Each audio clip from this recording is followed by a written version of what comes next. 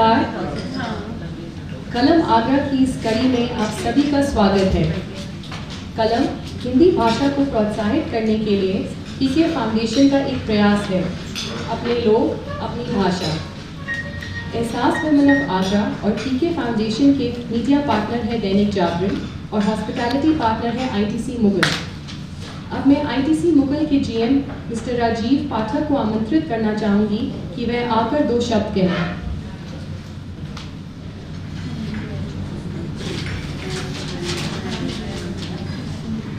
नमस्कार। अच्छा लग रहा है। आई जस्ट जॉइन, अभी एक हफ्ता भी नहीं हुआ है मुझे यहाँ आए हुए, और आते ही आप सब लोगों के साथ मिलने का, बात करने का अवसर मिल रहा है तो बहुत ही खुशी की बात है। सभी साहित्य प्रेमियों को इस खुशनुमा आफ्टरनून में आप सबका बहुत बहुत स्वागत है आईटीसी मुगल में। और आप सभी का ये कलम श्रृंखला जो आज होने वाला है अभिनंदन है। कलम श्रृंखला प्रभा किताब फाउंडेशन की अभिनव पहल है, जिससे महिला और सांस्कृतिक गतिविधियों को बढ़ावा देने वाली एहसास विमल आगरा अग्रणी समाचार संस्थान दैनिक जागरण के सहयोग से आयोजित किया जा रहा है। कलम श्रृंखला की प्रस्तुतकर्ता श्री सीमेंट है और कलम का प्रमुख उद्देश्य हिंदी साहित्य और साहित्यकारों को एक जीवंत मंच प्रदान करने का है। मैं आप सब लोगों को यहाँ पाकर हमें बहुत खुशी है और हमें गर्व है कि हम प्रभा किताब फाउंडेशन के साथ एसोसिएटेड हैं। सिर्फ यही नहीं, और भी बहुत क्षेत्रों में। मैं इससे पहले आईटीसी राजपुताना में था, तो वहाँ पे भी हम लोग इकट्ठे बहुत ऐसे अच्छे कार्यों में प्रतिरत थे। तो बहुत बहुत शुक्रिया। ये हमारी खुशकिस्मती है कि हमारे बीच एक बहुत ही जागृत व प्रेरक लेखक मौजूद है, श्री सोपान जोशी जी।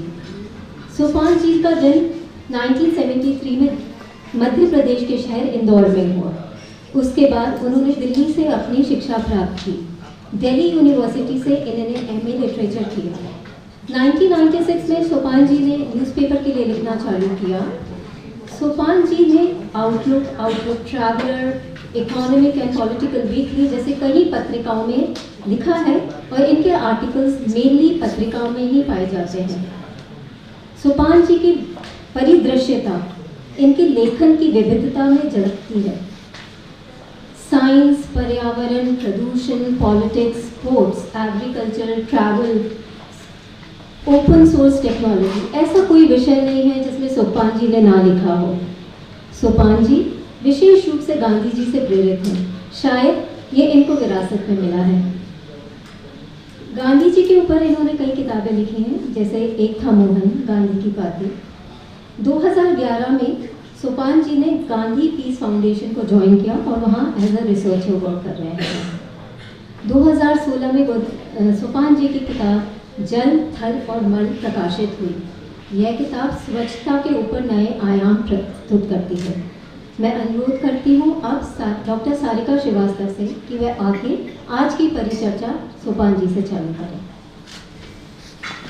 एक छोटा सा सवाल मैं सोपान जी से करना चाहूँगी। आप तो इंग्लिश लिटरेचर के छात्र थे, फिर सैनिटेशन के ऊपर आपने हिंदी में इतनी डिटेल ये किताब कैसे लिखने की सोची? हमारी समझ से तो ऐसा काम कोई साइंस का स्कॉलर ही कर सकता था। आप सभी को नमस्कार। सबसे पहले तो सभी आयोजकों का आभार, प्रभा किताब फाउंडेशन, एहसास, आईटीसी। ये हम हिंदुस्तानी लोग बचपन से दोगलेपन के लिए तैयार होते हैं। हम लोग घर पे एक भाषा बोलते हैं और बाहर दूसरी बोलते हैं, तो हमें दोहरे मानदंडों की बहुत कम उम्र से आदत है। तो इसलिए ये बहुत आसान हो जाता है कि औपचारिक पढ़ाई अगर अंग्रेजी की गिटपिट में की हो, तो जब कोई अपना काम करता है तो मन ये करता है कि अपनी भाषा में हो। और आप पाएंगी कि लोग जब सामने वाले को प्रभावित करने की कोशिश करते हैं तो अंग्रेजी या ऐसी पढ़ी लिखी जुबान इस्तेमाल करते हैं, लेकिन सड़क पे अगर झगड़ा हो जाए तो गाली सब हिंदी में देते हैं। हमारी मातृभाषा वही होती है जिसमें हम अपनी गालियाँ देते हैं। और अगर आप ये चाहते हैं कि आपके लिखे का, आपके किए का साधारण लोगों के जीवन में कुछ थोड़ा सा भी उपयोग हो, तो ये ज़रूरी हो जाता है कि आप उन्हीं की भाषा में काम करें। तो और ये किताब कोई, देखिए मैं कोई लेखक नहीं हूँ, कोई साहित्यकार नहीं हूँ, बल्कि ये तो प्रभा खेतान फाउंडेशन का बड़ा आभार है कि मुझ जैसे कलम घसीट को एक तरह के साहित्यिक प्रयोजन में खींच लिया है। लेकिन मैं सामाजिक विषयों का पत्रकार हूँ और ये एक साहित्यिक संस्थान का बड़प्पन है कि टट्टी पेशाब पे लिखने वाले एक पत्रकार को इस तरह के खींच लिया। तो बात शुरू करने से पहले हम आपका स्लाइड शो देखना चाहेंगे। जी, वैसे ये मुझे आपको ये अंदाजा दे दूं कि ये पुस्तक पहले 2016 में जुलाई में आई थी गांधी शांति प्रतिष्ठान से, और तब तक से इसके पाठकों ने इसकी लगभग 125 बैठकें की। सब पाठकों ने खुद से ही की, इसकी कोई प्रायोजन से नहीं हुआ है।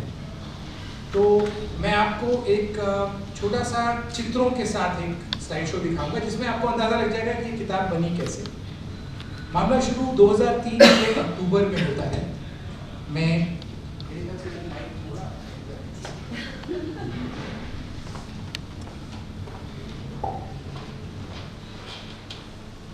शायद इससे आवाज़ बेहतर आ रही है जी। मैं कोशिश करूंगा कि मेरी माइक से दूरी और आवाज़ की पिच भी ऐसी रहे जो आपको आसानी से सुनाई पड़े।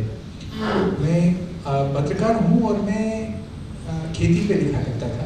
ये बात आज से लगभग 15-16 साल पुरानी है। मैं एक लेख लिखने के लिए लद्दाख गया था और वहाँ लद्दाख में खेती पे लिख रहा था। लद्दाख के गांव में अब किसान बचे नहीं हैं, ज़्यादातर जवान लड़के फौज में भर्ती हो जाते हैं। तो मुझे मुझसे 1 साल छोटा उम्र का पद्मा बांगिया नाम का एक किसान मिला और पद्मा अपने पुरखों की खेती ज़मीन पे अभी भी खेती कर रहा था, आज भी करता है। तो मैंने पद्मा से कहा कि मैं उसके खेत पे जाना चाहता हूँ। हम लोग वहाँ गए। सिंधु नदी के किनारे बहुत सुंदर 50 एकड़ का उनका पुश्तैनी खेत है। हम लोग रात को देर तक लद्दाख में खेती की मुश्किलों पे बात करते रहे और फिर सो गए। और मैं सुबह उठा और मुझे शौचालय जाना था, तो मैंने उससे पूछा कि कहाँ जाएं। तो पद्मा ने कहा वो किवाड़ से बाहर निकल जाए, सामने है। फिर अचानक उसको ध्यान आया कि ये तो डाउन का है। लद्दाख में जो लोग भारत के दूसरे हिस्सों से जाते हैं उन्हें डाउन से आया हुआ कहते हैं, क्योंकि लद्दाख की औसत ऊंचाई समुद्र तल से 3.5 किलोमीटर है, हिमालय के दूसरी पार है। तो वो बाहर आया और उसने कहा सीढ़ी से ऊपर निकल जाना। तो मैं बाहर गया तो मैंने देखा एक कमरा था अलग से, और आपके सामने जो चित्र है ये लेह का है। इस तरह का एक कमरा था, सीढ़ी से ऊपर गया तो बीच में एक छेद था। अब इसके लिए कोई पीएचडी करने की ज़रूरत नहीं होती कि इस शौचालय में क्या करना है, कहाँ बैठना है। तो मैं इसके ऊपर उकड़ू बैठा, मैं निपटा, उस पर मिट्टी डाली, नीचे आया और नीचे के तल पे पीछे से एक किवाड़ खुलता था। वो खोल के देखा तो वहाँ ये पड़ा था। वापस आके मैंने पद्मा से पूछा कि ये क्या है, तो उसने कहा खाद है। मैंने कहा क्या करोगे, तो उसने कहा खेत में डालेंगे। कौन डालेगा? मैं डालूंगा। कैसे? कैसे मतलब? हाथ से, फावड़े से निकाल के, गाड़े में डाल के। घिन नहीं आती? घिन क्यों आएगी? मैंने कहा कि इसको बहुत घृणित माना जाता है, जो हाथ लगाता है उसे अछूत बना देते हैं। उसको समझ में नहीं आया। वो कुछ ऐसे देखने लगा मेरी तरफ से कि ये लोग, शहरी लोग क्या वो जरूर सवाल पूछते रहते हैं। मुझे बहुत देर लगी उसे बताने में कि मलमूत्र को किस तरह से अपवित्र माना जाता है, उससे घृणा जुड़ी हुई है, वगैरह वगैरह। बड़ा लंबा मेरा वर्णन सुनने के बाद उसने कहा अच्छा घिन मुझे भी आती है, लेकिन मुझे शहर में घिन आती है। जब मैं WC पे बैठ के पानी के ऊपर हकता हूँ और पीने लायक पानी और खाद के लायक मल किसी अंधे कुएं में चला जाता है, जब नीचे से छपाक छपाक की आवाज़ आती है तो मुझे बहुत घिन आती है। हम पत्रकारों को ये बताया जाता है कि हमको सवाल करने चाहिए लोगों से, लेकिन कभी ये नहीं सब बताया जाता कि कोई बड़ा सत्य आपके सामने आके खड़ा हो जाए तो उसका जवाब कैसे दे। उसके बाद कोई सवाल पूछने को था नहीं, वहाँ से निकल गया, वो स्टोरी लिख ली अपनी, अक्टूबर के 2013 में वो छप भी गई थी, लेकिन वो छपा 2 शब्द कान में गूंजते रहे। धीरे धीरे ये समझ में आने लगा कि हमारी पूरी दुनिया असली में कचरे और मल से बनी हुई है। आप लोग सब सीधे बैठे हैं, आपकी रीढ़ की हड्डी सीधी है, इसलिए रीढ़ की हड्डी कैल्शियम फॉस्फेट, इसका सिंथेसिस यूनिसेलुलर ऑर्गेनिजम्स ने आज से लगभग 55 करोड़ साल पहले कैम्ब्रियन एक्सप्लोजन में कैल्शियम के कचरे को संजो के करना शुरू किया। जब कैल्शियम हर सेल का कचरा होता है, तो जो फालतू कैल्शियम बचता था उसे प्राणी जोड़ के कार्बन के साथ मिला के कैल्शियम कार्बोनेट के खोल बनाते थे, जो आज भी हम सीपीओ में देखते हैं, शंख में देखते हैं। और जहाँ ये बड़ी संख्या में ऐसे जीव थे, वो कालांतर में दब के नीचे चले गए और फिर वो चूने के पत्थर बन गए, और उन्हीं में से कुछ चूने के पत्थर मकराना में हैं, जिसके मार्बल से आपका ताज बना है। ये भी उसी चीज से बना है जिससे आप लोग अभी सीधे बैठे हैं। आप लोग सब अभी सांस ले रहे हैं तो वो पेड़ पौधों का मल है, ऑक्सीजन, जो आप अपने फेफड़ों में लेके जा रहे हैं। तो कुल मिला के प्रकृति में कुछ भी बर्बाद नहीं जाता, प्रकृति में कुछ भी कचरा नहीं होता। हम लोग कुछ हिस्सा इस्तेमाल कर सकते हैं और बाकी फेंक देते हैं। अब ये हमारे देश में ये बात और भी ज़रूरी हो जाती है, क्योंकि हमारी खेती की ज़मीन से हर साल 1 करोड़ टन उर्वरक कम हो रहा है, जिसको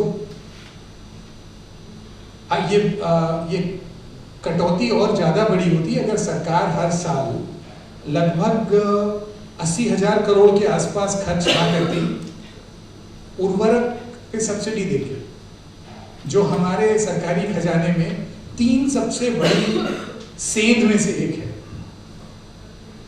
फर्टिलाइजर सब्सिडी। आज 80,000 करोड़ के आसपास है, आज से 10 साल पहले 1 लाख करोड़ तक पहुंच गई थी। ये सब्सिडी इसलिए दी जाती है ताकि मिट्टी में उर्वरक लौट पाए। हम लोग दुनिया के सबसे बड़े फॉस्फेट के आयातक हैं, लगभग 20,000 करोड़ का फॉस्फेट हर साल लाते हैं, और वो हमारे पेशाब के रास्ते हमारे जल स्रोतों में चला जाता है। लेकिन पहले ऐसा नहीं था, पहले लोगों को ये पता था, जैसे लद्दाख का जो पुराना शौचालय है छागरा, वो यही इसी सिद्धांत पे था कि जो मिट्टी से निकला है उसे वापस मिट्टी में जाना चाहिए। और ऐसा नहीं है कि ये चीज़ें पारंपरिक लोगों को ही पता है। आपके सामने अभी जो इकोसैन शौचालय है, इसको अंग्रेजी में इसका एक कठिन नाम है यूरिन डाइवर्टिंग ड्राई टॉयलेट। इसमें पेशाब और मल को अलग कर दिया जाता है, और फिर मल को अगर आप एक जगह बंद करके रखें, सूखा रखें, तो वो 3 से 6 से 9 महीने के अंदर टूट के खाद बन जाता है। पेशाब को तो सीधे पानी से मिलाकर आप खेतों में डाल सकते हैं, उसमें फॉस्फेट है, उसमें यूरिया है। ये एकदम आधुनिक डिज़ाइन है। इसे मूल बनाने वाले एक स्वीडन के आर्किटेक्ट थे, ऊनो विनब्लाड नाम के, जिनसे एक इंग्लैंड के मरीन इंजीनियर पॉल कैल्वर्ट ने इसको सीखा। और पॉल कैल्वर्ट केरल में हर जाड़े में आके रहते हैं, तो वहाँ पे उनके प्रयोगों से ये बना है। इस पे आधारित सबसे ज़्यादा शौचालय बनाने वाले सुब्बुरमन साहब हैं, जिनका आप चित्र देख रहे हैं। थोड़ा समझने के लिए बुनियादी, ये शौचालय यहाँ बैठेंगे आप, हमारे शरीर की बनावट ऐसी है कि पेशाब आगे जाता है और मल नीचे गिरता है। तो मल की कोठी ये है। इसको आप अगर ऐसे बनाएंगे तो दोनों तरफ बैठने में पेशाब एक ही जगह जाएगा, लेकिन इसके नीचे दीवार बनी हुई है, तो एक मल की कोठी जब भर के पूरी भर जाती है तो उसको बंद कर देते हैं, दूसरी का इस्तेमाल करते हैं। जब तक दूसरी भरती है तब तक पहली में मल टूट के खाद बन जाती है। तो इस तरह के कई शौचालय सुब्रमण्यम साहब ने ऐसे कोई 3000 से ज़्यादा शौचालय बनाए हैं। आपके सामने अभी जो है ये नेपाल की बॉर्डर पे बिहार में चंपारण जिले में है। इस इलाके में बाढ़ आती है हर साल, तो यहाँ पे सरकार ने गड्ढे वाले शौचालय बनाए हैं जिनमें बाढ़ के समय पानी ऊपर आ जाता है, तो सबका मैल ऊपर आके तैरने लगता है और फिर वही छपाक छपाक वाली स्थिति बन जाती है। लेकिन इस शौचालय में नहीं होता, और ये शौचालय गांव के लोगों ने अपने हाथ से बनाया है। मैंने मंदिर इतने सुंदर नहीं देखे हैं जितने चंपारण के इकोसैन के शौचालय देखे हैं। ये उसके बनने का दृश्य है। आप देखिए, ऐसे लगेगा पैर, एक कोठी ये है, दूसरी है।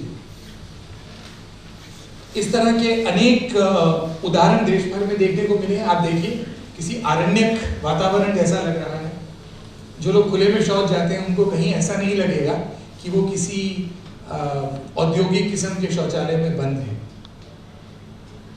इसी तरह दक्षिण के नगरों में, और अब तो उत्तर में भी होने लगा है, जहां शौचालय नीचे गड्ढे में इकट्ठा होता है। हमारे शहरों में आधे से ज्यादा घरों में ऐसे ही आज भी शौचालय बनते हैं जिसमें नीचे गड्ढे में इकट्ठा होता है मैला। तो उसे निकालने का ये एक नया तरीका आया है जिसे हनी सकर ट्रक कहते हैं। हनी सकर, शहद चूसने वाला। इसको निकाल के लोग कहीं भी डाल देते हैं, लेकिन बैंगलोर में कुछ ऐसे ट्रक चलाने वालों से किसानों के अनुबंध हैं। किसानों को पता है कि इसमें खाद है। देखिए, खाद शब्द संस्कृत में खाद्य से जुड़ा हुआ है। सहज जीवन में सब लोगों को पता होता है कि खाद और खाद्य ये घूमने वाली चीज है।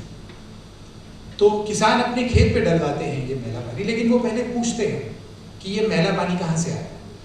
अगर उन्हें पता लगता है कि ये कोई बहुत महंगे इलाके में आया है, ऐसे इलाके से जहाँ के लोग धनवान हैं, बड़े बड़े घरों में रहते हैं, तो मना करते हैं। कहते हैं ये पैसे वाले लोग अपने शौचालयों में पता नहीं तरह तरह की जहरीली दवाएं डालते हैं जिसकी गंध उसमें आती है। तो उन्हें अगर पता लगता है कि ये साधारण बस्ती से आया है तो वो अपने खेत पे डलवा देते हैं। यानी वो मैला किसी तालाब में नहीं जाता, किसी नदी में नहीं जाता, मिट्टी का जमीन का माल वापस जमीन में जाता। इस तरह कई संस्थाएं एकदम आधुनिक पद्धति के छोटे छोटे मैला पानी साफ करने के यंत्र बना रही है, तरीके बना रही है, जिसे फिर अंग्रेजी के कठिन नाम है DWATS कहते हैं, decentralised waste water treatment systems. ये उसका एक उदाहरण है। इसमें कुल मिला के किया ऐसा जाता है कि इसमें कोई बिजली नहीं लगती और एक ऐसी जगह बनाई जाती है जो बिल्कुल आपके पेट की तरह है।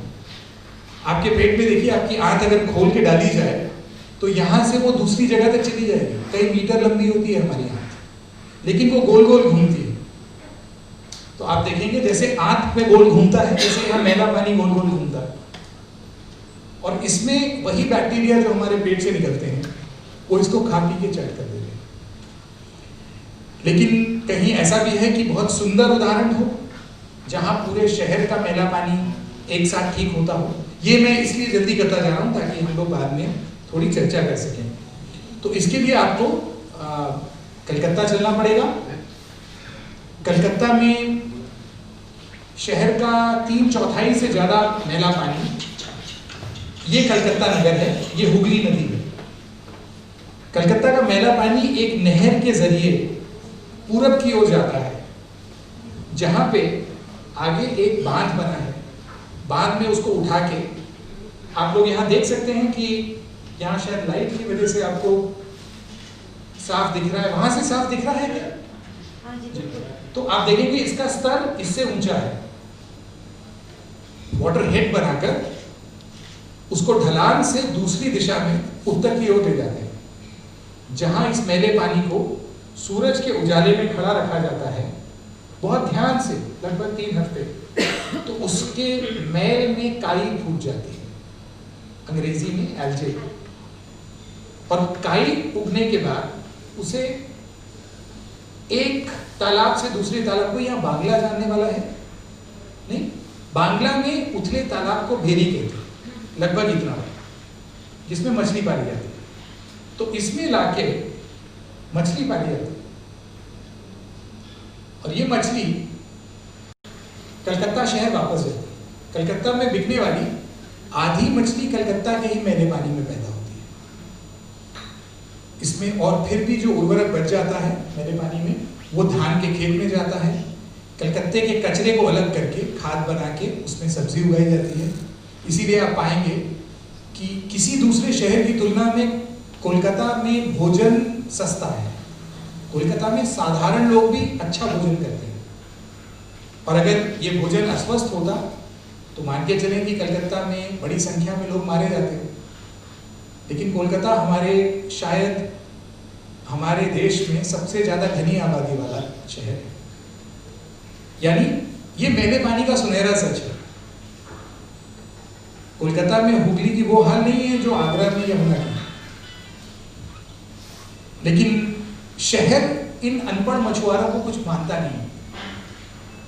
कुल मिला के आज से कोई 12-15 साल पहले एक अंदाजा लगाया गया था कि इन मछुआरों की वजह से कोलकाता शहर को कितने का फायदा है, तो वो 200 करोड़ से ज्यादा सालाना का फायदा था। लेकिन जो साधारण मछुआरे 200 करोड़ हर साल शहर के बचाते हैं, जो नदियों को प्रदूषित होने से बचाते हैं, उन्हें शहर निकाल देना चाहता है। क्योंकि इसकी जगह वहां पे property development, real estate developers की लगातार यहाँ आग लगी जाती है। एक सिर्फ ये सरकारी अफसर नहीं होते ध्रुवज्योति घोष नाम के, तो ये आज से 30 साल पहले पाट दिया गया होता। इसके उत्तर का इलाका पाट दिया गया, जिसे आप लोग सॉल्ट लेक सिटी के नाम से जानते हैं। वहां पे एक स्टेडियम है फुटबॉल का, दुनिया का दूसरा सबसे बड़ा स्टेडियम। कलकत्ता वाले बड़े शान से बताते हैं। लेकिन कलकत्ता वाले ये नहीं कहते कि उनके मछुआरों ने, साधारण मछुआरों ने, दुनिया का सबसे विलक्षण मैला पानी साफ करने का तरीका बना दिया। समय लगभग आधा समय हो चुका है, तो यहाँ पे एक एड ब्रेक लेते हैं, कमर्शियल ब्रेक। हम सबके चारों तरफ सफाई के बहुत सारे विज्ञापन आते हैं, लेकिन आप इन विज्ञापनों में कोलकाता के मछुआरों के बारे में नहीं सुनेंगे। इन विज्ञापनों में आप तिरुचिरापल्ली के सुब्बुरामन साहब के बारे में नहीं सुनेंगे, आपको टी गॉड्स के बारे में नहीं पता लगेगा, आपको लद्दाख के छागरा के बारे में भी पता नहीं लगेगा। क्योंकि हमने अपने सफाई व्यवस्था अपने लोगों को गंदा दिखा के बनाने की कर दी। हमें अपने साधारण लोगों से शर्म आती है और हम चाहते हैं कि वो जरा इतने गंदे गंदे नहीं दिखे, थोड़े ठीक ठाक दिखे।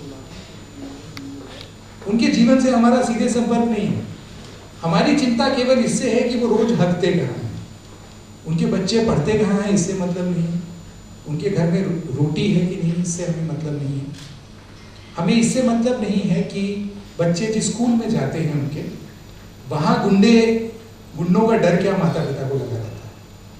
हमें केवल इससे मतलब है कि तुम हकते हो। और ये बात मुझे सही में साधारण लोगों ने बताई है कि ये क्या तरीका है कि सरकार आके हमसे यही पूछती है कि तुम हकते कहाँ, खाते कहाँ हैं, ये क्यों नहीं पूछते।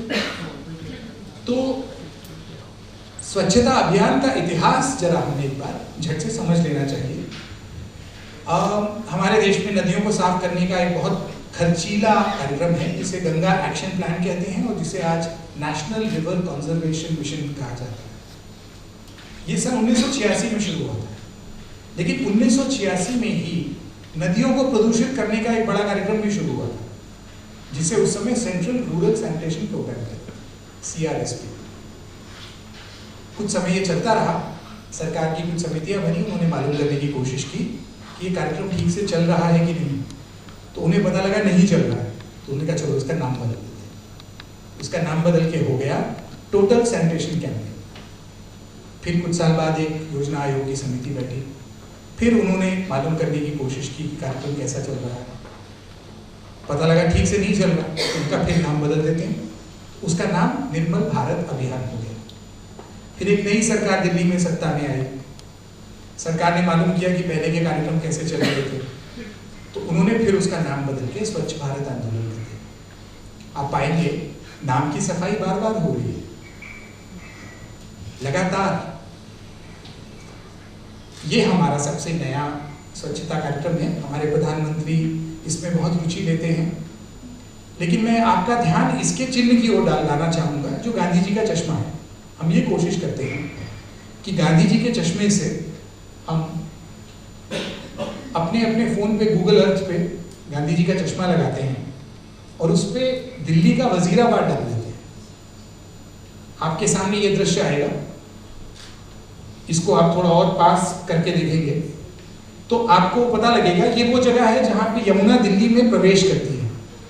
वजीराबाद का बांध है, यहाँ सारा पानी निकाल दिया जाता है दिल्ली के उपयोग के लिए।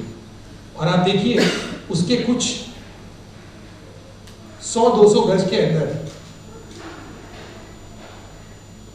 नजफगढ़ नाला लाके मैला पानी डालता है। रंग का अंतर पीछे दिख रहा है जी। ये दिल्ली यमुना के साथ करता है। ये वो लोग करते हैं जिनके पास शौचालय है। मैं आपको थोड़ा सा दिल्ली के बारे में बता दूं। 22 किलोमीटर दिल्ली में यमुना बहती है। ये हमारे देश की किसी भी नदी का सबसे महंगा 22 किलोमीटर है। ये आपके सामने जो आंकड़ा है ये बहुत छोटा है। ठीक आंकड़ा इसका 3000 करोड़ से ज्यादा है। 3000 करोड़ से ज्यादा इस 22 किलोमीटर पे खर्च किए गए हैं। लेकिन उसका जो खामियाजा है वो मुझे बताया गया है कि आगरा में कुओं में काला पानी निकलता है। वो काला पानी दिल्ली के शौचालयों से है। लेकिन आप लोग कभी दिल्ली को शर्मिंदा नहीं कर सकते। आप लोग दिल्ली के शौचालय वालों से ये नहीं कह सकते कि तुम्हें शर्म आनी चाहिए कि तुम अपनी नदी का क्या करते हो, कि तुम हकते कहाँ हो, तुम्हारा डंटी पेशाब जाता कहाँ है। ऐसा नहीं है कि सरकारी कार्यक्रमों में कुछ भी अच्छा नहीं होता। पानी का भी काम होता है, शौचालय का भी होता है और कई बार एक ही जगह हो जाता है। आपके सामने तमिलनाडु का एक हैंडपंप है जो पहले PWD PHED डिपार्टमेंट ने लगाया और उसके पीछे फिर एक शौचालय बना दिया और नीचे जाके शौचालय का मैला पानी उस हैंडपंप में आ गया, जिसकी वजह से नीले पे आप देखेंगे एक बुरा धब्बा लगा है बताने के लिए कि कोई इसका पानी पिएगा। ये ऐसे कई अध्ययन हैं जो बार बार बता रहे हैं कि केवल शौचालय बनाने से हमारा देश कभी भी साफ नहीं हो सकता। ये अध्ययन आज से 4 साल पहले आया था, बहुत बड़ा अध्ययन। Our results show that this outcome cannot be assumed. उसी तरह एक और अध्ययन था जिसमें लोगों से पूछा गया कि उन्हें कहाँ शौच जाना पसंद है और लोगों ने कहा कि उन्हें शौचालयों में घिन आती है और शौचालयों में पानी भी नहीं होता। सरकार पानी लाने का तो इंतजाम नहीं करती। तो आप देखेंगे our data predict that if the government were to build a latrine for every rural household that lacks one, without changing sanitation preferences, most people in our sample in these states would nevertheless defecate in the open. 5 राज्यों का बहुत बड़ा सर्वेक्षण था ये। आपने शायद सुना होगा सफाई अभियान के अंतर्गत कुछ लोगों की मार के हत्या भी कर दी गई क्योंकि उन्होंने विरोध किया था खुले में हत्या कर रही महिलाओं के चित्र खींचने के बारे में। गांव-गांव में टीचरों की, छात्रों की टोलियां घूमती हैं सुबह सीटी और लाठी लेकर ऐसे लोगों को शर्मिंदा करने के लिए जिनके घर में शौचालय नहीं है। और ये गांधी जी के चश्मे के नाम पे होता है। गांधी जी ऐसा व्यवहार अपने शत्रु के साथ भी नहीं करते जैसा हमने सफाई के नाम पे अपने लोगों के साथ करना शुरू कर दिया। ये जलथल का एक संक्षिप्त सा वर्णन था लगभग 20 मिनट का। मैंने इसमें आपको मैं कई चीज़ें चित्रों में बता सकता था लेकिन मुझे लगा क्योंकि आज चर्चा के लिए आए हैं तो बाकी समय चर्चा के लिए रखना चाहिए। जी नमस्कार।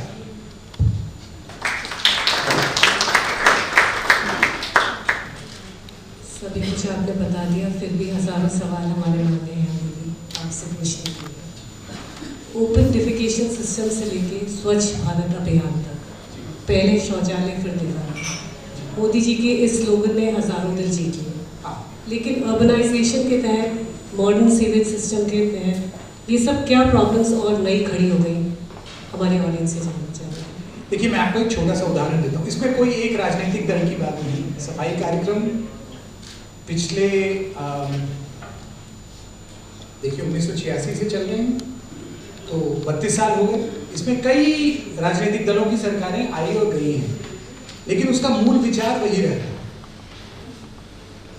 और उसमें समस्या ये है कि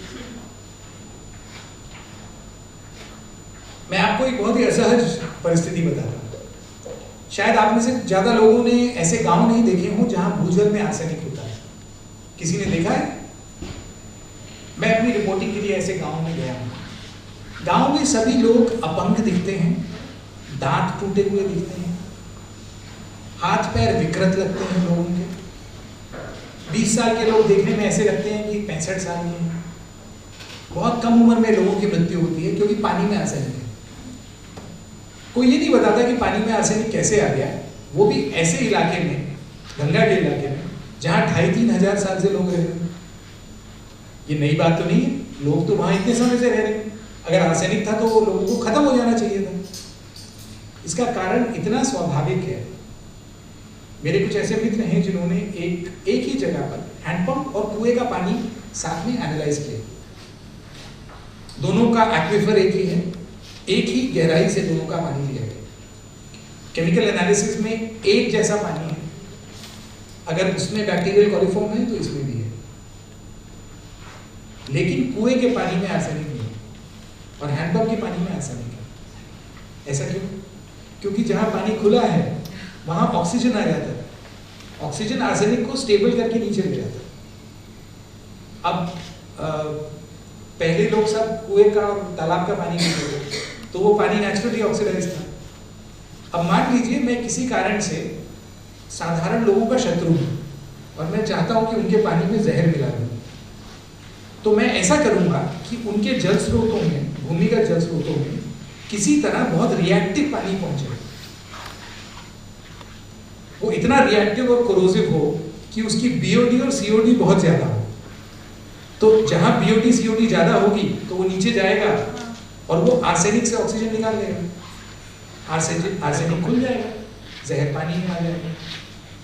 ये कार्यक्रम आज स्वच्छता के नाम पे चल रहा है। और नमामि गंगे के एक बहुत बड़े वैज्ञानिक ने मुझे ये बताया था, उनका नाम नहीं ले सकता, स्वाभाविक है। उनका कहना था कि हमारे सारे सैनिटेशन प्रोग्राम्स अपने भूजल को जहरीला बनाने के कार्यक्रम। हमें सही में जो साधारण लोगों के मैंने आपको पहले उदाहरण दिए, उन लोगों से सीखना पड़ेगा। और ये वो लोग हैं जिनके पास ज्यादा सुविधाएं नहीं, क्योंकि ये दुविधा उन्हीं लोगों की है जिनके पास सुविधाएं ज्यादा, जिनके पास नलों में पानी है, जो अपना टट्टी पेशाब दूसरों की नदियों में डाल सकते हैं।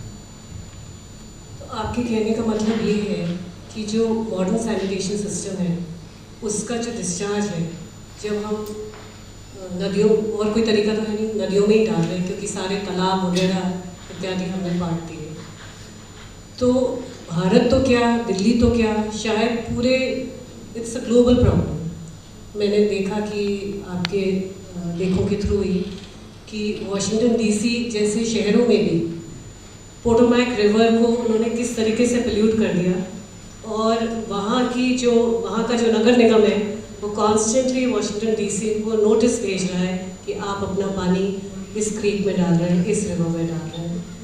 तो फिर अगर ये इतनी बड़ी प्रॉब्लम है तो हम इसको कैसे डील कर पाएंगे?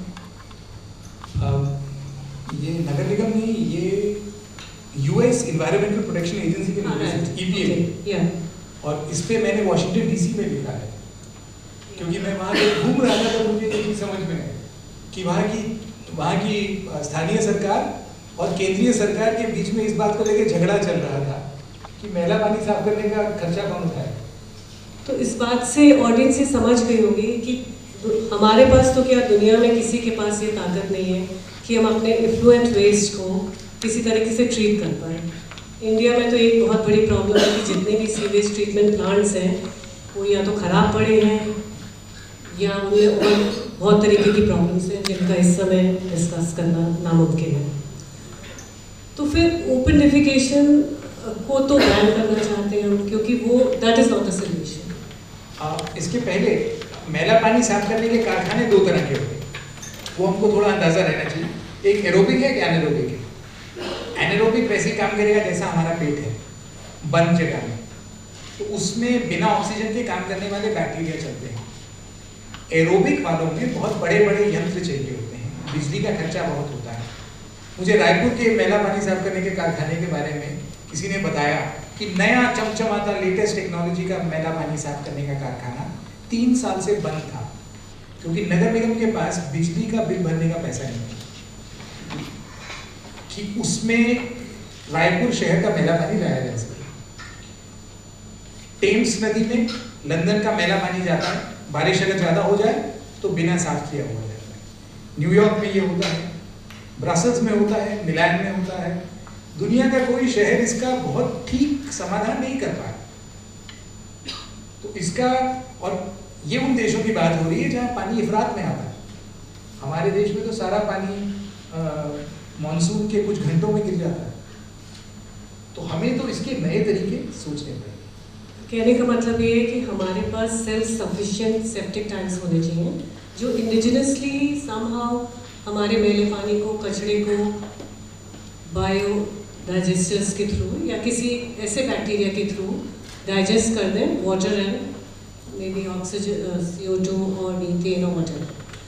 अगर वो हम डेवलप नहीं कर पाए तो हमारी नदियाँ हमेशा ही प्रदूषित रहेंगी और हम इसका समाधान नहीं ढूंढ पाएंगे। मुझे कभी भी किसी भी विषय में टेक्नोलॉजी में समाधान नहीं दिखता, इसमें भी नहीं दिखता, क्योंकि टेक्नोलॉजी की कोई कमी नहीं है, हमारे देश में ही नहीं है।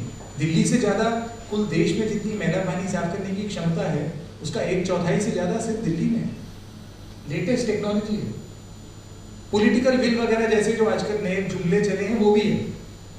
3000 करोड़ डालती है सरकार ने, 36 मैला पानी साफ करने के कारखाने, फिर भी यमुना गई है।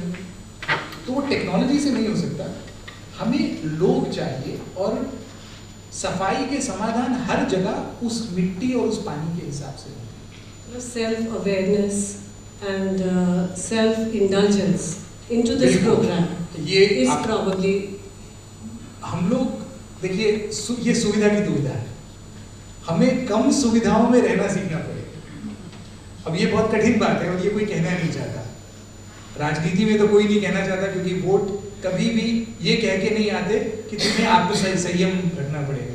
वोट इससे आते हैं कि मैं तुम्हारे लिए और दूर का पानी लूट के ले आऊंगा। सारे शहर हमारे पानी लूटते हैं। दिल्ली का पानी कहाँ से लूट के आता है? भाखड़ा परियोजना से आता था, गढ़गंगा 125 किलोमीटर दूर है, वहां से आता है। टिहरी का बांध बनाने के लिए दिल्ली के पानी की जरूरत बताई गई थी। अब रेणुका में, हिमाचल में रेणुका नदी पे बांध dans की बात चल रही है कई साल से, क्योंकि दिल्ली को सबका पानी चाहिए और हमारे नगर पानी को लूटने वालों के नगर बन रहे।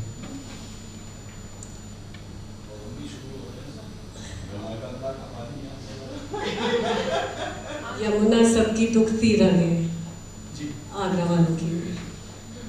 जिस नदी को हमने सोचा कि जो है उसमें हमारा ताजमहल उसके किनारे बसा है, वो एक गंदे नाले की तरह हमको मिल रही है भेंट में दिल्ली से। उसके क्या क्या रीजंस हैं ये सबको पता ही है। हम बहुत ही बुरी नज़र से देखते हैं उन लोगों को जो यमुना के घाट पे अपने कपड़े धो रहे होते हैं या अपनी भैंसों को चरा रहे होते हैं। फैक्ट बात ये है कि जो लोग आज 5 स्टार होटल्स में बैठे हैं या अपने घरों में बैठे हैं, वो भी यमुना को उतना ही प्रदूषित कर रहे हैं जितना कि वो लोग कर रहे हैं। ज़्यादा कर रहे हैं। मैं आपको उदाहरण देता हूँ, यमुना का ही देता हूँ, दिल्ली का देता हूँ। सन 2010 में कॉमनवेल्थ गेम्स होने वाले थे।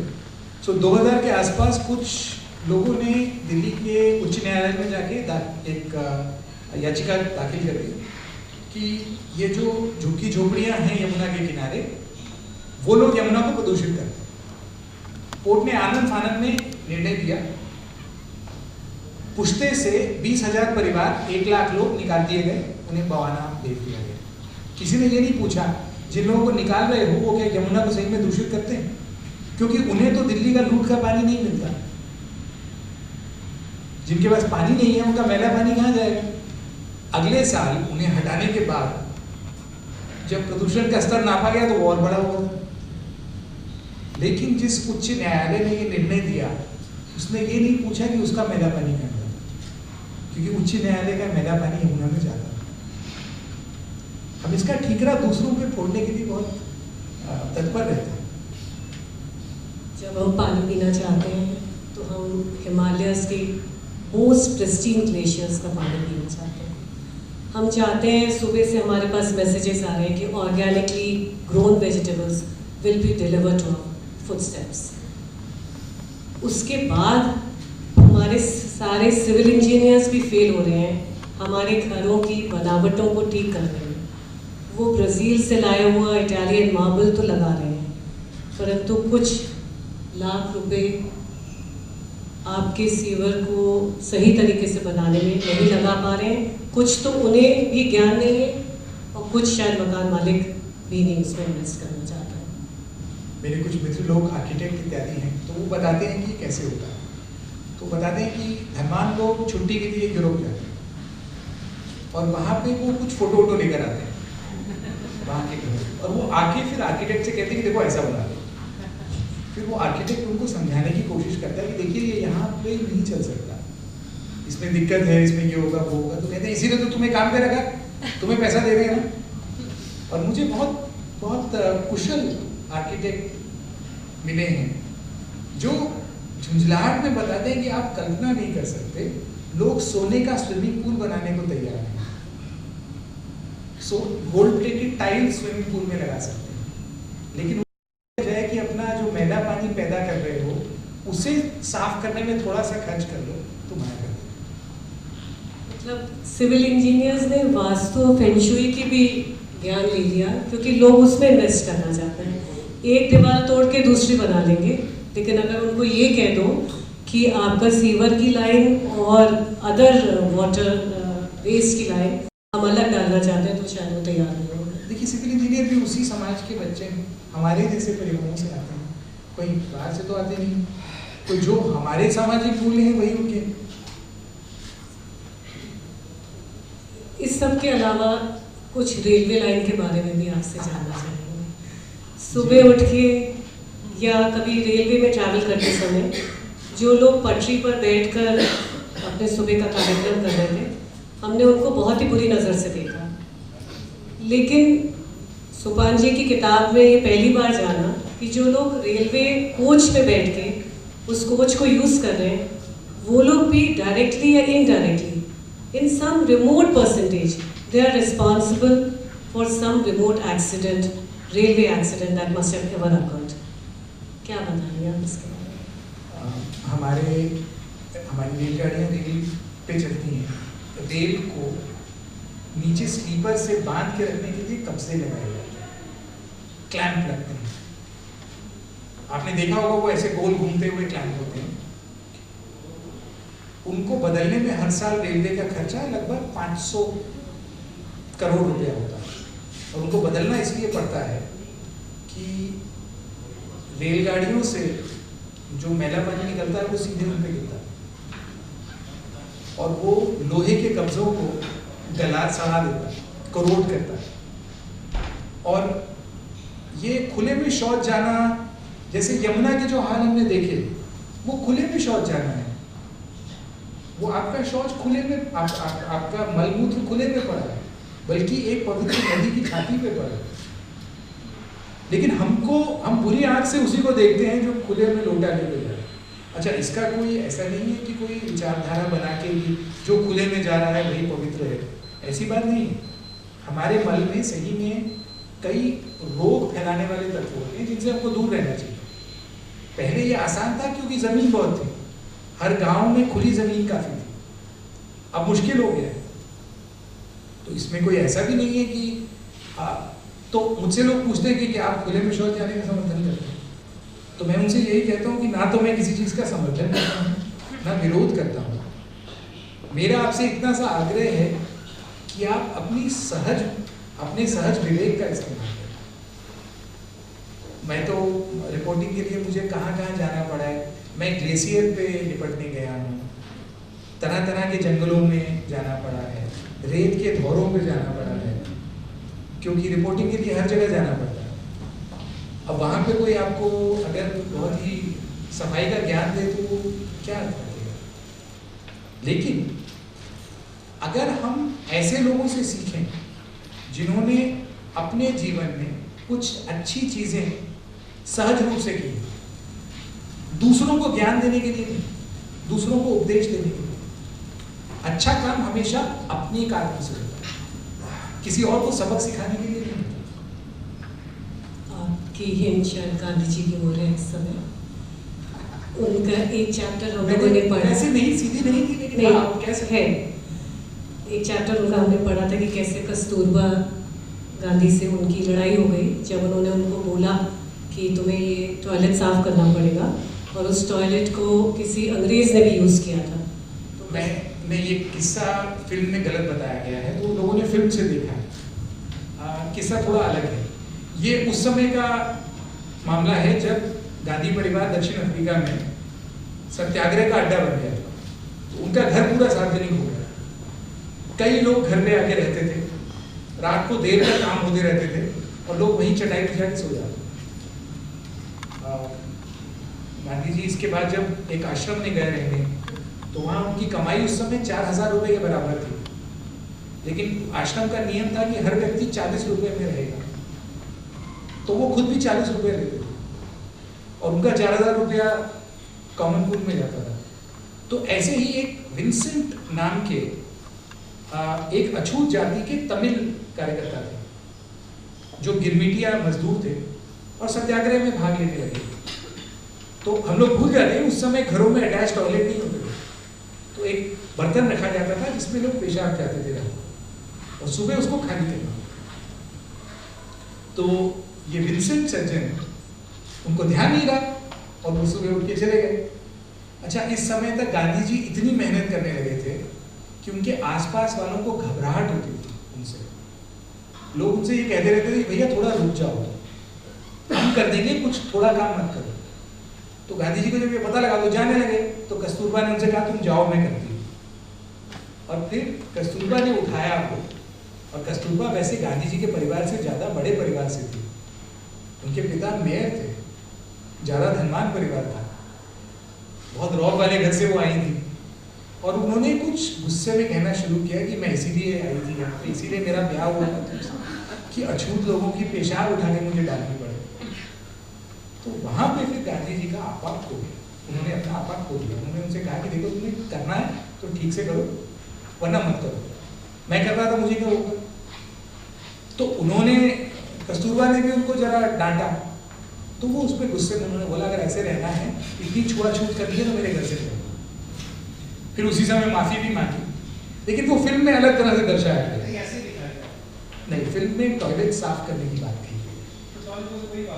नहीं, ये पेशाब का मर्तबान का कमरे के। और दूसरा, साफ पहले गांधी जी करने जा रहे थे, बाद में उनको रोका कि तुम जाओ, मैं कर दूंगा।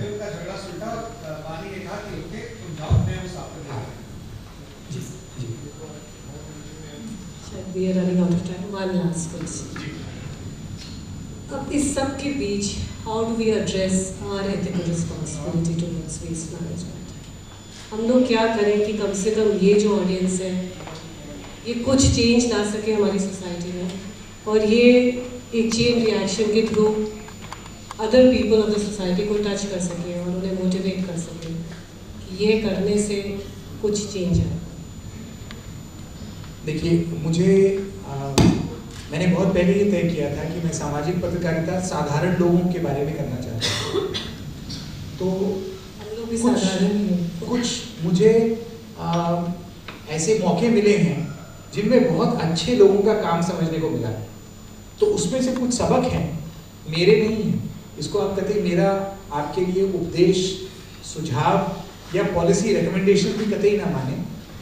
जो मैंने अच्छे लोगों से अच्छे लोगों के काम से सीखा है वो मैं आपको बता सकता हूँ।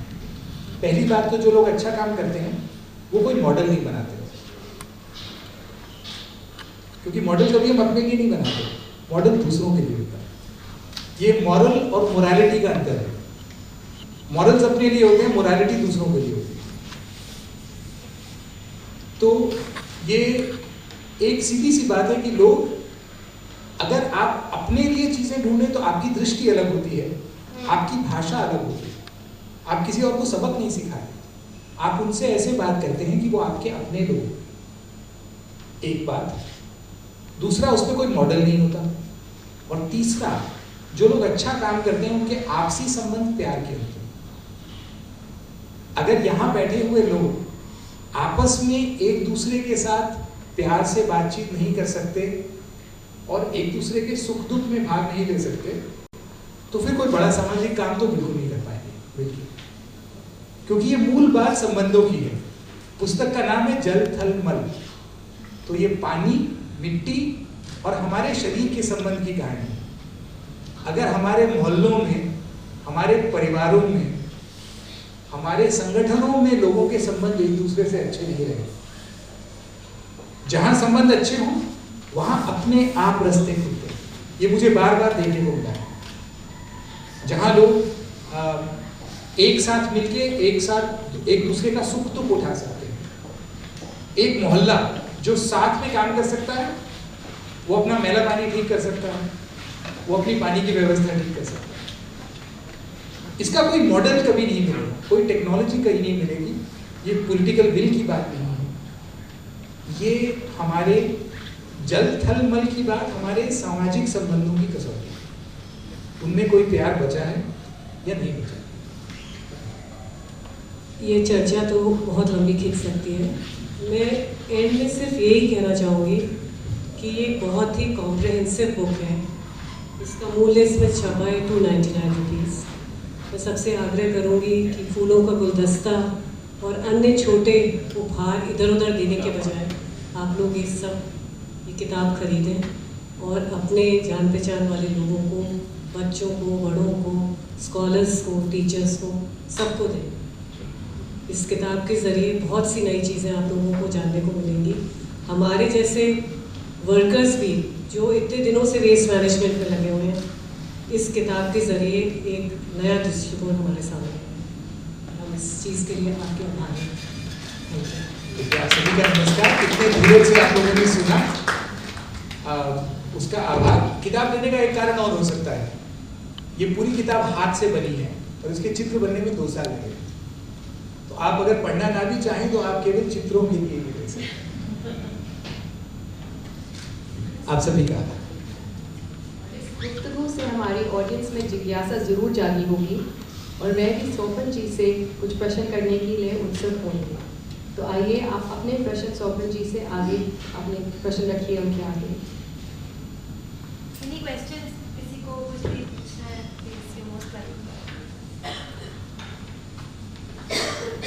डॉक्टर मीता कुलश्रेष्ठ। कि जो आपने टॉयलेट का डिज़ाइन हमें दिखाया, तो क्या अर्बन सेटिंग में ये कैसे हो पाएगा? जैसे आजकल मल्टी स्टोरी हाउसेस में, हाउसिंग सोसाइटीज़ में लोग रहते हैं, so can this be built in such a society, या केवल रूरल सेटिंग पे हो सकता है?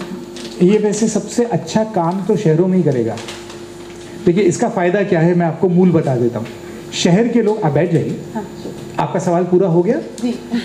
देखिए शहर के लोग गांव से चीज़ें लेते हैं, उनका पानी लेते हैं, वहाँ से भोजन लेते हैं, वहाँ से लोग ले लेते हैं अपने ड्राइवर और नौकर रखने के लिए, लेकिन वापस कुछ नहीं देते। अपना मलमूत्र वापस लौटाना, खाद वापस लौटाना एक तरीका हो सकता है जिससे शहर वापस गांव को कुछ दे। और इसको चलाना कोई इतना कठिन काम नहीं है। जितनी जगह में दूसरा शौचालय बनता है उससे थोड़ी ज़्यादा जगह लगती है इसमें। उसमें एक फॉल्स फ्लोरिंग बनाना है जिसमें 2 कोठे अलग अलग करने हैं, उनको निकालने की जगह छोड़नी है। लेकिन एक बार ये बन गया तो आपको मल बहाने के लिए पानी नहीं चाहिए। एक और सवाल है सर, अगर आप बंद जगह करेंगी तो खाद बड़ी संख्या में आप गाँव में पहुँचा सकती हैं। ये मैनेजमेंट का सवाल है, टेक्नोलॉजी का नहीं है। हाँ, नहीं, मेरा एक छोटा सवाल इससे जुड़ा हुआ सवाल है, तो उसे खाली कौन करेगा, कैसे करेंगे? जैसे आपने बताया मैंने अपने हाथ से किया। लद्दाख में वो खेतों में डाल रहा था, लेकिन अर्बन सेटिंग में किसी फ्लैट में मान लो 15 मंजिल के फ्लैट्स हैं, उसमें मान लो 40 फ्लैट है, 45 फ्लैट है, तो कैसे खाली होगा? वो कौन लेके जाएगा वहाँ से? देखिए पहली बात, एक बहुत बड़ी समस्या ये है। ज़रूरी नहीं है कि हर किसी का इको सैंड शौचालय अपना हो। 40 घर मिलके एक शौचालय बना सकते हैं और शौचालय आते जाते एक दूसरे से दुआ सलाम भी कर सकते हैं। जो आजकल बड़ी समस्या है कि नए इलाकों में रहने वाले लोग जानते तक नहीं हैं, कम से कम एक दूसरे की शक्ल तो देखेंगे सुबह। एक बात, आजकल लोग एक दूसरे का घर में टॉयलेट यूज नहीं करना पसंद करते। देखिए वही तो संबंध टूट रहे हैं ना।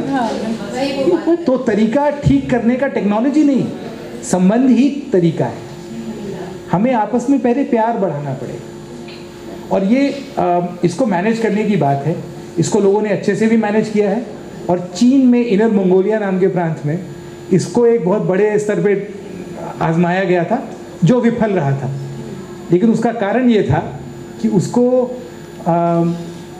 स्वीडन की एक बहुत बड़ी संस्था है विकास की, उसने उसका पैसा दिया था। तो वो जिन लोगों के घर में बने थे उनकी उसकी कामयाबी में कोई रुचि नहीं थी, तो अंत में उसको हटाना पड़ा। लेकिन वो समझाया गया है, इस किताब में भी समझाया गया है कि उसकी विफलता के कारण क्या थे। सफलता के कारण भी कई हैं, लेकिन इसमें बात ये होगी, आजकल पता नहीं आप लोग गाँव में जाते हैं कि नहीं, खाद नहीं है कहीं भी। गांव में ट्रैक्टर टोली कहते हैं खाद को, ट्रैक्टर टोली खाद, एक ट्रैक्टर की एक ट्रॉली खाद 2000 से कम कहीं नहीं मिलेगा। अब आपको अगर कोई बता दे कि आपके शौचालय से आप पैसा कमा सकते हैं तो, और अगर आपने पेशाब अलग कर ली तो वो तो फॉस्फेट और यूरिया है। बस अंतर इतना है कि 3 हफ्ते के अंदर वो ख़त्म हो जाता है। तो आपको 3 हफ्ते के अंदर उस पेशाब को ज़मीन तक पहुंचाना है।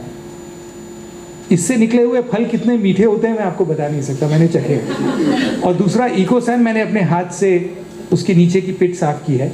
वो जब निकल के आता है तो मिट्टी होती है, जब पूरी तरह गल जाता है। अगर हमें मिट्टी में कोई दफना दे तो हमारा शरीर भी मिट्टी हो जाएगा, क्योंकि हम हैं तो माटी के पुतले। इसका एक चैप्टर जो स्वास्थ्य का है, उसका शीर्षक ही पुतले हम माटी के हैं। आपके सवाल का कुछ थोड़ा जवाब है। हाँ। वैसे आप चाहें तो मैं आपको ऐसे लोगों से मैं आपका परिचय करा दूंगा, और किताब में पीछे उनके नाम पते भी हैं। इस किताब के संदर्भों में आपको ऐसे सभी लोगों के नाम, पते, ईमेल, वेबसाइट, फ़ोन नंबर मिलेंगे जिनसे आप सीख सकते हैं। मतलब बजाय किसी मुझ जैसे उठाए गिरे से कुछ सीखने के, ऐसे लोगों से सीखिए जिन्होंने उसको करके सिद्ध किया, और वो आपको ठीक बता देंगे कि क्या चीज़ कहाँ काम करे। वैसे मेरे मित्र लोगों ने किताब पढ़ने के बाद अपने शौचालय बदलने शुरू कर दिए। और कोई सवाल? सर, आपने कभी सीवरेज और ड्रेनेज के अलग अलग ट्रीटमेंट के बारे में सोचा? ये हिंदुस्तान में पूरे में यही हो रहा है, और ये मेन प्रॉब्लम है रिवर पॉल्यूशन को लेके, क्योंकि हमारे स्टॉर्म वाटर ड्रेन की बात कर रहे हैं? स्टॉर्म वाटर नहीं, कलर्ड वाटर, और ये ड्रेन सीवर की, क्योंकि हमारी यमुना जो है, जो स्ट्रेच ओखला से लेके बचनदा तक का है, वो मेनली इसी कारण से। साहब ऐसा है कि इसमें जो सबसे अच्छे तरीके काम करते हैं वो हमारे शरीर पे आधारित है। मैं बार बार कहे जा रहा हूँ कि जैसे हमारी आँख जो है वो पेड़ों की जड़ों की तरह होती है, और जैसे पेड़ों की जड़ों के आसपास अरबों बैक्टीरिया रहते हैं, वैसे हमारी आँख में भी रहते हैं। तो जैसे शरीर अलग करता है, आप देखिए आपके शरीर में कार्बन आपके एलिमेंट्री ट्रैक्ट में रहेगा, लेकिन नाइट्रोजन और फॉस्फेट किडनी से आता है, वो ब्लड स्ट्रीम से आता है। तो सेपरेशन बहुत ज़रूरी है किसी भी चीज़ के ट्रीटमेंट के लिए। तो जो इकोसैन बताया मैंने, उसमें तो टट्टी और पेशाब भी अलग कर दिया जाता है। तो जो चीज़ जितनी अलग कर लेंगे उसका निपटारा उतना आसान हो जाता है। तो सर यही कह रहा था कि ये Yamuna action plan first, second, third, इसमें शुरुआत तो यही हुई थी लुटियन जोन और सॉल्ट लेक सिटी में। अगर आप पुराने प्लानिंग देखें तो दोनों के अलग अलग ट्रीटमेंट के सिस्टम थे। बाद में इनको मर्ज कर दिया गया, और हमारे रूल्स रेगुलेशंस में है कि एक अलग अलग ट्रीटमेंट करें। अब हमारे यहाँ ऑफिशियल्स ही कहते हैं कि नाला टैप करके एसटीपी में भेज दीजिए, जबकि वो सीवरेज ट्रीटमेंट प्लांट अलग और ड्रेनेज ट्रीटमेंट सेंटर अलग कंसेप्ट है। ये मेरी चीज़ है। देखिए हम पढ़े लिखे लोग साधारण लोगों को खुले में शौच जाने के लिए, शर्मिंदा करने के लिए बहुत तत्पर रहते हैं। साधारण लोगों में बातचीत में ये बहुत होता था कि ऐसा मत करो, इससे पाप लगेगा। वो सोशल रेगुलेशन का काम करता था। हम पढ़ लिख के हम किसी तरह का रेगुलेशन मानना नहीं चाहते। आप जो बात कह रहे हैं वो सही है, मूल समस्या तो यही है कि हम चीज़ें मिला रहे हैं। उसके लिए नालियाँ अलग होनी चाहिए और उसके उपचार का तरीका अलग होना चाहिए, लेकिन उस पर खर्चा होगा। और लोगों को लगता है कि घर में इटालियन मार्बल लगाने का खर्चा तो हमें फ़ायदा दे रहा है, लेकिन नाली अलग करने का फ़ायदा हमको थोड़ी है। और आप आएंगे, यही लोग कहते हैं कि भाई सोल्यूशन क्या है ये बताइए। आजकल लोग सोल्यूशन की बात ऐसे पूछते हैं जैसे कोई पंसारी की दुकान में बिकने वाली चीज़ हो कि भैया 2.5 किलो सोल्यूशन देना जरा। सर आप काफ़ी इंटेलेक्चुअल लोग सब मौजूद हैं। मैं एक रिक्वेस्ट और आपसे करूँगा जो मैं फेल रहा हूँ। एक यहाँ पे नौझील करके ब्लॉक है पूरा, यमुना एक्सप्रेस वे के लेफ्ट पे पड़ता, अगर आप आगरा से जाएँ वहाँ 22 किलोमीटर का रिजर्वायर था जो ओखला से 3 टाइम्स था। हाँ। और वो जनरल मोनक शाह की पसंदीदा जगह थी। तो मेरा आपसे रिक्वेस्ट है कि अपने प्रोजेक्ट्स में इसके दोबारा से ठीक करने का। आपका बहुत आभार, आप मुझे इस योग की समझ रहे हैं, लेकिन मैं यहाँ पे एक चीज़ साफ कर दूँ। मैं डाकिया हूँ। डाकिया ही मान के चल रहे हैं, तो आप शायद सही जगह पहुँचे। आप अपना पोस्ट कार्ड मुझे दे दीजिए। Okay, thank you. मैं उसे योग के लोगों तक पहुँचाऊँगा और मेरी कोशिश रहेगी कि मैं आके ही आपके साथ देखूँ कभी। Okay sir. क्योंकि कोई चीज़ देख समझ के ही उसको दूसरे लोगों को बताएं। मैं बिल्कुल सर समझ रहा हूँ। पर मैं एक अकबर इलाहाबादी का शेर है जो ध्यान रखना चाहिए। अकबर इलाहाबादी ने पूरे जीवन अपने सर सैयद अहमद खान का विरोध किया, लेकिन जब सर सैयद अहमद खान गुजर गए तो अकबर इलाहाबादी ने लिखा, हमारी बातें ही बातें हैं, सैयद काम करता था, न भूलो फर्क जो है कहने वाले करने वाले का। तो मैं कहने वाला हूँ, लेकिन ये किताब करने वालों पे है। और अगर आप में से कोई अच्छा काम करेगा तो मुझे उस पर लिखने का भी मौका मिलेगा। मैं एक बात कहना चाहता हूँ, पता नहीं अच्छा काम किया मैंने, खराब किया। हमारे यहाँ साल में एक बार म्यूनिसिपल कॉर्पोरेशन को जोश चढ़ता है एंड दे क्लीन द जितना गटर सिस्टम है। हमारे घर के सामने भी किया गया, तो उसमें से बहुत सारी काली मिट्टी टाइप की ढेरी बना कर रख दी गई वहाँ पर। मैं एक दिन वहाँ से गया, मुझे लगा कि ये चीज़ this should be good in my garden. तो मैंने आदमी बुलवाए और मैंने उसको उठाया, तो लोगों ने कहा, अरे डॉक्टर साहब ये क्या कर रहे हैं, ये तो गंदगी है। मैंने कहा गंदगी नहीं है, सालों से सड़ती हुई खाद। तो मैंने उस चीज़ को साफ भी किया और अपने गार्डन को एनरिच भी किया। तो if you all do this, तो काफ़ी हद तक हम लोगों को खाद तो फ्री में मिल ही रही है, जो कि हम बाजार से खरीदते हैं इतनी महंगी, जो हमारे डोरस्टेप पर पड़ी जो सरकार निकाल के फेंक रही है। आपने एकदम पते की बात की और मेरे ख्याल से इसके लिए आपको जोर से एक बार तारीफ करना चाहिए। मोदी कुछ पूछना चाहते हैं, मैं इसका जवाब दूंगा आपको बाद में। सर मल के ऊपर बात हो रही थी, मैं बस एक लाइन कहूँगा कि 1.25 अरब जनता का मल, इससे हुई नदियाँ बेकल, सारे मल की खाद बनाओ, नदी साफ और उपज बढ़ाओ। बहुत बढ़िया, बहुत बढ़िया। एक बात। दूसरी बात सर, इतनी उम्र में आते आते 2-4 दंगे फसाद हमने भी झेले अपने आगरा में। तो जब दंगा होता है हमारे यहाँ, तो धारा 144 लगा दी जाती है। और धारा 144 का अर्थ है जो गलत तरीके के लोग हैं वो इकट्ठे ना हो, जिससे बवाल बढ़े। पहले तो आपके शब्दों में, और मैं भी ऐसा मानता हूँ कि जो प्रकृति का फल है वो जीव का बल है, और जो जीव का मल है वो प्रकृति का बल है। मैं ऐसा ही मानता हूँ। दूसरी बात, जब दंगा होता है तो धारा 144 लगा के गलत तरह के लोगों को अलग कर दिया जाता है, इकट्ठे ना हो। अब जब हमारे शहरों की आबादी 1 करोड़ 50 लाख 70 लाख 1.25 करोड़ 2.5 करोड़ इस तरीके की आबादी के शहर है, और हमारे तथाकथित समझदार लोग उस सारे शहर के मल को एक जगह इकट्ठा करते हैं और फिर उसको ठीक करने की कोशिश करते हैं जनता के बीच बवाल होता है तो धारा 144 लगाकर उनको अलग किया जाता है और मल को एक जगह इकट्ठा करके और उसको हम ठीक करने का दम भरते हैं। कैसे संभव है?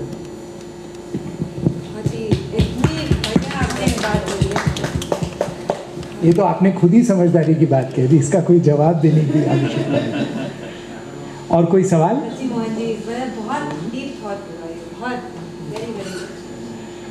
और कोई सवाल? तो डॉक्टर साहब ने जो कहा मैं उसका एक छोटा सा उदाहरण दूंगा।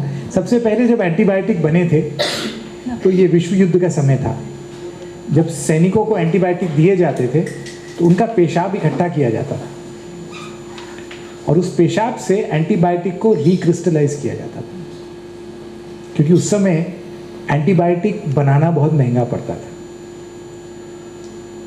आज हमें अपना पेशाब नदी में डालना महंगा पड़ रहा है, हमें उसको फिर से उसमें से चीज़ें रिकवर करने के तरीके निकालने पड़ेंगे। अंतर इतना है कि हम जो खाते हैं वो उसका ज़्यादातर हिस्सा बाहर निकल जाता है। तो आज हम अपने शरीर में तरह तरह के जहर डालते हैं। मैं भी अभी एंटीबायोटिक ले रहा हूँ, मुझे सुबह बुखार था, अब वो ज़्यादातर तो पेशाब से निकल जाएगा और वो हमारी नालियों में जाता है। लेकिन फिर भी इन्हें साफ करने का, इसमें खतरे हैं, हैवी मेटल्स भी होंगे उसमें, फिर भी ये तरीका ज़्यादा व्यावहारिक है, क्योंकि इसमें प्रकृति को मौका मिलेगा और जैसे प्रकृति साफ करती है चीज़ें वैसे कोई नहीं कर सकता। तो इस सावधानी के साथ कि ये भी एक टेढ़ी चीज़ है, हमें इस तरह के प्रयोग ही करने पड़ेंगे। जो आपने किया ये ही रास्ता है और इसके अलावा कोई नहीं है कि हम अपने अपने जीवन में छोटे छोटे प्रयोग करें और साथ मिलके करें, एक दूसरे से सीखें, अपनी गलती से सीखें, अपनी सफलता से सीखें। We can even make biogas and bioelectricity with the waste. That's what my grandfather used to do. उन्होंने एक बैग बना रखा था, which was covered and काफी everything. हमारे यहाँ बायोगैस क्यों नहीं काम करता वो एक अलग कहानी है। No, but you can use it like if it is not fit to be, जैसे आप कह रहे हैं बहुत अच्छे इलाकों के जो मल होता है, बैंगलोर में जो चालू हुआ हनी सक्शन ट्रैप, वो नहीं लेता है गांव का आदमी, कि उनके यहाँ पेस्टिस, हम लोग के यहाँ क्लीनर्स पड़ते हैं, चीज़ें पड़ती हैं, तो you can use it otherwise also, it's not necessary. उसका भी स्लज तो नहीं जाएगा, स्लज तो उसमें से निकलता है, स्लरी निकलती है, एक बात। दूसरा, हमारे यहाँ बायोगैस इसलिए नहीं चल पाए क्योंकि लोग ये मान के चलते हैं कि एक बार बन गया वो तो काम कर जाएगा। बायोगैस प्लांट एनारोबिक डाइजेस्टर है। अभी इस कमरे में लगभग 50-60 एनारोबिक डाइजेस्टर्स हैं, क्योंकि हम में से हर किसी का शरीर एनारोबिक डाइजेस्टर है ना। हम लोग भी एनारोबिक डाइजेशन करते हैं, लेकिन हम लोग खाने का ध्यान रखते हैं। बायोगैस प्लांट में वो ध्यान नहीं रखा जाता, लोग ओवर फीडिंग कर देते हैं। इसके 4 स्टेजेस होते हैं, हाइड्रोजेनेसिस, एसिडोजेनेसिस, एसेटोजेनेसिस और मिथेनोजेनेसिस। आखिरी में मिथेनोजेनेसिस मतलब मीथेन, नेचुरल गैस, जो हमारा एनारोबिक डाइजेस्टर भी बनाता है। एक औसतन व्यक्ति एक दिन में 14 बार पाता है और वो नेचुरल गैस ही है। तो उसको बनाने का तरीका, उसके वो 4 स्टेजेस ठीक से हैंडल होने जरूरी है। जैसे हम लोग अपने शरीर का करते हैं, वो होता नहीं है। लोगों को लगता है मशीन ये गड्ढा बन गया, अब काम हो गया, वही नहीं। The biggest problem with biogas plants in India is overfeeding. The 3rd stage bacteria, the acetogenetic bacteria, are very sensitive. So when you overfeed, the first 2 stages comprise robust consortium of bacteria. So the second lot, which produces acid, is very robust. If you overfeed, it's going to put a lot of acid out. That acid then tends to overwhelm bacteria that do acetogenesis. और वो नाजुक मिजाज होते हैं, तो वो उसको फिर असेटो मतलब शुगर, गलत तो नहीं कह रहा मैं, तो शुगर बनाना होता है, शुगर से फिर गैस बनती है, तो शुगर ही नहीं बन पाती तो गैस कैसे बनी। तो वो ये मैनेजमेंट की बातें हैं, आप हैंडल कैसे करते हैं, टेक्नोलॉजी की बात नहीं है। समाधान हमेशा लोगों में होता है, गलती भी लोग करते हैं, ठीक भी लोग करते हैं। एक लाइन मुझे बन रही है इस समय तो कहना चाहूँगा, इस समय आप ही लोगों के वातावरण से बन रही है जी कि मेरे देश का पर्यावरण क्यों रो रहा है। हाँ मेरे देश का पर्यावरण क्यों रो रहा है कि हुनरमंदों के देश पर अकलमंदों का कब्जा होगा। बहुत अच्छा। नहीं तो डॉक्टर साहब तो अकलमंद भी है, हुनरमंद भी है। किताब जो आपने लिखी है हाँ और मैंने तालाब आज भी खड़े हुए पढ़ी है। हाँ। आपकी भी पूरी किताब में पढ़ चुका हूँ, बहुत पहले से आपकी किताबें पहले आई थी तभी मेरे पास आ गई थी, शायद आपको याद होगा। तो जो पढ़ा तो उसमें कहीं भी अक्लमंदों का जिक्र नहीं है सर, हुनरमंदों की ही बात आपने लिखी है। जी आप बिल्कुल ठीक कह रहे हैं कि दूसरों को क्या करना है ये बताना सामाजिक काम करने वाले का काम नहीं है। वो ये बताना बेहतर है कि कौन अच्छे से कर रहा है, और बाकी आपके विवेक पे आप जो सीखना चाहें। क्या पता आप में यहाँ बैठे हुए लोगों में से कोई इतना अच्छा काम कर जाए कि अगली किताब आप पे लिखी जाए। मतलब मैं तो चाहूँगा कि मैं इस उम्मीद में ही यहाँ से जाऊँ। कहते हैं कि मुंह बोलता है काम नहीं करता, उंगलियां काम करती हैं मगर बोलती नहीं। तो जी I have one last question. आपने कहा था कि it's a management issue. You don't believe in technology. Am I right? Technology is not a solution in itself. So it's a management issue. लेकिन जो आप solution, you are offering a solution like you have a what's the title? EcoWatch. EcoSan in public societies, and then you said it also needs a management issue to clean it up. So already, can you scale up EcoSan by the way? Scale up in the sense, say 1,000 family society. I've seen large. Okay, so Musiri is a Nagar Panchayat in Tiruchirappalli. They have a public toilet, 7 for men, 7 for women. It's entirely EcoSan. Okay. And it's the cleanest public toilet I've seen in India. So it's not the technology. It's because the Nagar Panchayat has built it itself. So it's a management issue. It's been they take pride in that. They take pride in it. So they handle it in a way that it works well. So we have a lot of sewage treatment plants. Even Agra, I think I've been reading about it, that's not working. And in Kanpur, just about a week back, they stopped the largest Sisamau drain. It's a friend of mine who's doing it. Right. So again, it's a sewage treatment plant which uses technology. And they are managing it properly. My point is, probably the issue throughout, in your solution or in solutions based on high-end technology or bacterial technology is management. Point number one. Another thing I was talking about with Saurabh about, there was an article in, I think, Open or Caravan, where they said ODF is creating psychological problems with village women. Because in ODF, they gather together and discuss their mother-in-laws and their family issues. So that's what if you have to criticize, so that's a very, vague or very weak point to criticize the government schemes that is trying to stop ODF. Because probably ODF creates a lot of hygienic health issues than handling it properly will give you a free manure or good quality vegetables. That's what I'm trying to say. I've met women who don't want a toilet. Who don't? Who don't want a toilet. Because probably they don't have water in that. Is that it? It's not just that. Women have to get the water. So it's a management issue. Precisely. Who's going to get it? The government has no scheme. Even in the other toilet, EcoSan toilets, we have wait. Somebody has to pick it up, and that's EcoSan needs 1 tumbler of water to clean yourself. That's it. No. It doesn't need any more. It has to be emptied also. Emptied out in 6 months, 8 months, 9 months. Somebody has to do it. I actually design scientific instruments. I was talking to a scientist in Palampur. So let me tell you about what you mentioned earlier. Bioregisters. What you mentioned, that it's a way to critique the program. It's not a question of critiquing a program. It's about what you wish to prove. If you go there with a recipe ready in your head that you wish to apply to somebody else who you don't understand, you've got a problem.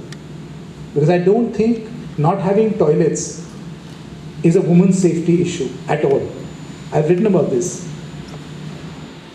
It's a sick society where you say that women get raped because they don't have a toilet. Women get raped because the men have not been raised right. No, and I have had n number of policy advocates saying that we need to build toilet for women's safety. So what, you're going to lock your women up? I was just reading an article, WHO, just right now, while you were talking about the women's safety thing, WHO has said that it has actually helped in reducing crime against women a little bit. Maybe not in percentage points, but probably a few. Well, even one is... They have no... I know WHO researchers. They have no data to go by. I think it's a totally different issue you're talking about. Yeah, precisely. Precisely. WHO, the research... They will have... I mean, I can sit with you right now after this. They don't have data for this. What they'll do is they'll collate data from the National Crime Records Bureau and they'll try and combine it with something else in a statistical study. You are a man of scientific instruments, you know how statistical studies are made. I can create statistical studies out of this room right now. And then go and tell somebody that, you know, in Agra, things have changed a lot because that's what they said at the ITC hotel. So a lot of this happens out of public relations campaigns, which is why I don't do policy advocacy. I'm not suggesting anything to you. I'm merely trying to tell you that there are people who've handled this in better ways. I'm not trying to say their ways are perfect. When he mentioned that about taking sludge out of the sewer, I was trying to tell him that, listen, this is also complicated, but even then this is a better option. Because things are qualified, they're never black and white. But what I can say in black and white is, this country's problem is its educated people. The uneducated are not its problem. It's the educated people who are getting things wrong. Absolutely. So basically, if we actually get determined to make this change, I think this awareness is definitely going to, we need to take the first. We need humility first. Yeah. We need humility and we need good relationships. We need to understand people better. Right? We need to understand that, listen, I'm all for, you know, if you don't have toilets and if you have diseases that spread because of fecal contamination, who suffers the most? It's the women. Not just because they fall ill. Who looks after the kids when they're falling ill? Who has to stay up at night? Who has to take them to the... It's mostly women. Pretty much everything that has to do with sanitation and water affects women more than men. That doesn't mean we let this hijack our common sense. You know, if I promote X, Y or Z, then I will try and give it a woman's rights spin to push it forward. And it's okay. If I want to do that, it's okay. But that's my agenda. I shouldn't go around saying that it's their agenda. Oh, so you're not, like you said, you're not advocating anything right now. This is just an option. I advocate common sense. This is just an option. I advocate common sense. And common sense doesn't come measured in vials and flasks. It's something that we are groomed into. It's a cultural thing. It's not, it doesn't come through policy advocacy. It doesn't come through policy instruments. It doesn't come through scientific studies. I'll talk to you later. It's a cultural thing. Thank you, Moritz. Thank you, Moritz. चलिए आज की सभा को मैं ये फिर से कहना चाहूँगा कि आप लोग कभी भी ये सुने कि महिलाओं की सुरक्षा के लिए शौचालय ज़रूरी हैं, तो आप जरा टोकिएगा, कहिएगा कि महिलाओं की सुरक्षा के लिए पुरुषों को कैसे बड़ा किया जाता है, इस पे ध्यान देना ज़रूरी है। चलिए आज की सभा को आगे बढ़ाते हैं। आज के इसी के साथ मीका जी जुड़ी हुई है पर्यावरण और प्लास्टिक की रिसाइकलिंग की। ये जितना अथक प्रयास कर रही है कि प्लास्टिक वेस्ट को कैसे इको ब्रिक्स में कन्वर्ट किया जाए, वो बहुत ही सराहनीय है। इनका निरंतर प्रयास रहता है कि कैसे हम हर जगह से प्लास्टिक को ख़त्म करें। ताकि हमारी धरती प्लास्टिक से सेफ हो, धरती के अंदर कोई भी प्लास्टिक के जितने भी हानिकारक तत्व हैं वो ना जाए। इनकी पर्यावरण की तरफ सजगता का प्रमाण ये है कि इनका घर वाटर हार्वेस्टिंग की एक मिसाल है।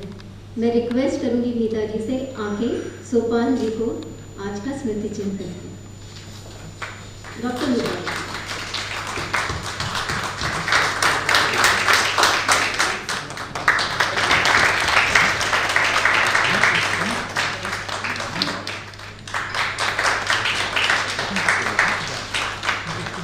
मैं एहसास विमेन ऑफ आगरा और पीके फाउंडेशन की ओर से कलम आगरा के मीडिया पार्टनर्स दैनिक जागरण और हॉस्पिटैलिटी पार्टनर आईटीसी मुगल को धन्यवाद देना चाहूँगी। सोपान जी, आपने अपने मसरूफियत के पलों से जो हमारे लिए लम्हे निकाले उसके लिए बहुत बहुत शुक्रिया। और मैं तहे दिल से आप सभी का शुक्रिया अदा करना चाहूँगी कि आप सब आए और कलम की इस कड़ी से हमारे साथ जुड़े। Thank you very much. अब I will request you all कि आप लोग अपनी बुक्स कलेक्ट कर लीजिए और सोपान जी से साइन करा लीजिए। Thank you.